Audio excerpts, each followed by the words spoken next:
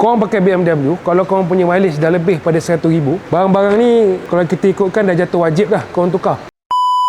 Okey, ini barang-barang wear and tear sebuah BMW F30. Dia punya valve cover, dia punya barang-barang untuk timing chain punya set kan. Dia punya timing chain, dia punya oil pump punya set, dia punya guide rail. Jadi semua ni barang-barang common lah, common issue wear and tear untuk sebuah BMW. Jadi kalau korang pakai BMW, kalau korang punya mileage dah lebih pada 100,000, barang-barang ni kalau kita ikutkan dah jatuh wajib dah korang tukar. Jangan tunggu dia putus, jangan tunggu dia rosak, jangan tunggu enjin tu problem dulu baru korang nak datang buat. Sebab bila dah problem, masalah tu dah akan melarat dan akan melibatkan kos yang besar lah. Kalau sekiranya hari ni korang check korang punya kereta, mileage korang dah lebih 100,000 dan korang tahu korang belum buat lagi benda-benda ni, korang dah boleh start dah book appointment dengan kita orang Transmetik Automotive ni untuk datang buat korang punya timing chain punya set. Masuklah sekali dengan valve cover ni. Kalau valve cover korang dah leaking dan juga korang punya macam ni oleh sump pan, kalau oleh sump korang pun dah start leaking. Tapi untuk pengetahuan korang, dua barang ni, valve cover dengan oil pan ni, dia ada upgrade version dekat kita orang pun ada jual, iaitu version alloy, lebih tahan dan lebih meyakinkan lah. Okey, untuk korang yang berada di luar sana yang macam saya cakap tadi, yang masih belum buat set ni, korang dah boleh set appointment dengan Transmetik Automotive. Kita berada dekat Seksyen 15 Shah Alam. Kita buka hari-hari kecuali Jumaat sebab hari Jumaat kita cuti. Dan kalau korang ada sebarang soalan atau pertanyaan, korang boleh klik link di bio. Kita jumpa lagi. Bye bye.